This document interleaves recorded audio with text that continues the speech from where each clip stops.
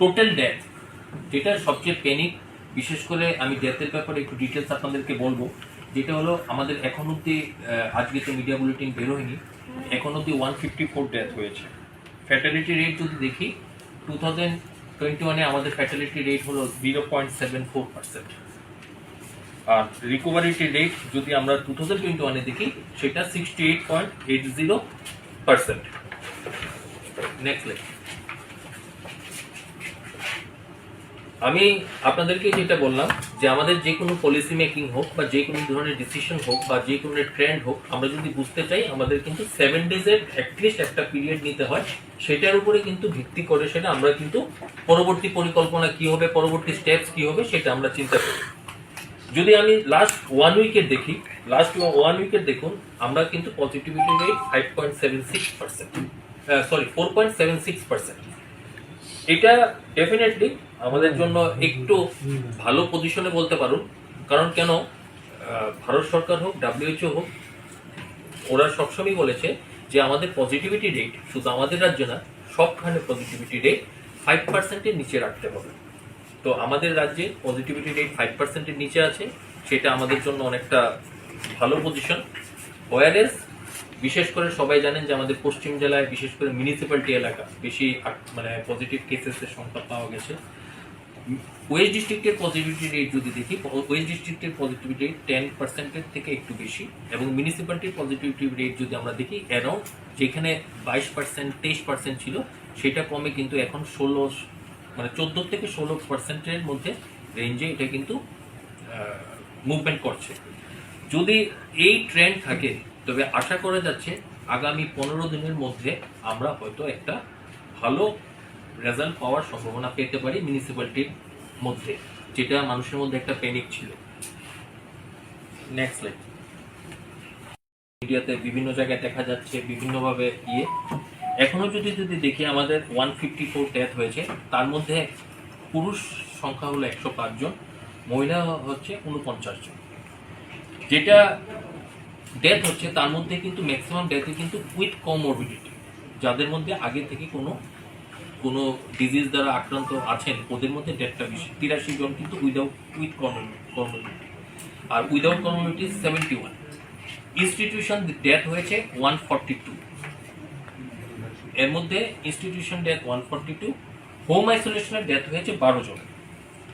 তার মধ্যে মানুষের মধ্যে একটা আজকাল বিভিন্ন প্রশ্ন আসছে যে ভ্যাকসিন পাওয়ার পরে লোক কি করে মারা যাচ্ছে, ভ্যাকসিন নেওয়ার পরে কিভাবে মারা যাচ্ছে। এখানে আমি তথ্যটা দিয়েছি যে 154 জন, যেটা এর মধ্যে কিন্তু 129 জন যারা মারা গেছেন তাদের মধ্যে কিন্তু কেউ ভ্যাকসিন নিয়েছিল না, ওরা কিন্তু উইদাউট ভ্যাকসিনেটেড ছিল যারা মারা গেছে। পার্শিয়ালি ভ্যাকসিনেটেড মানে ফার্স্ট ডোজ নিয়েছিল এরকম 16 জনের মৃত্যু হয়েছে, এবং ডাবল ডোজ নেওয়ার পরে মারা গেছে ওরা হলো টোটাল 9 জন। পরের ইয়েটাতে আমি ডিস্ট্রিক্ট ব্রেকআপটা দিয়ে দিয়েছি, আপনারা অবশ্যই আশা করি এটার স্ন্যাপস ফটোটা তুলে নিয়েছেন।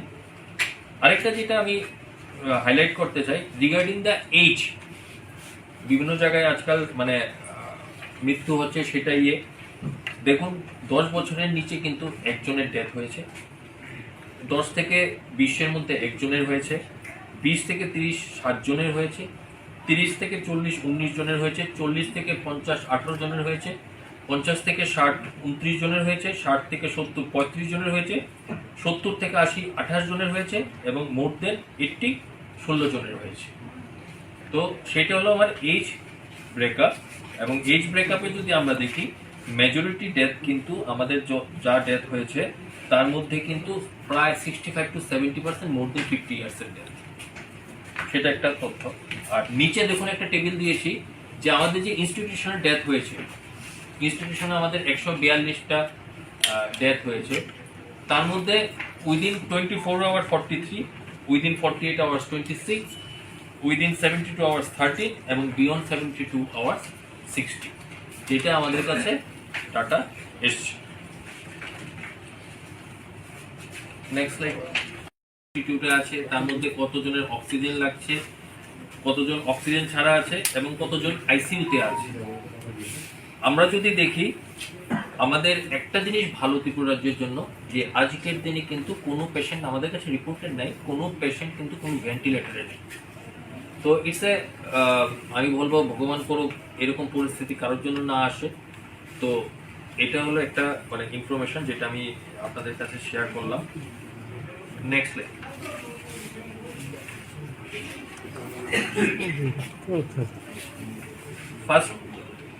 ফার্স্ট ওয়েভে সারা ভারতবর্ষে কিন্তু হাইয়েস্ট কেস হয়েছিল 97,894।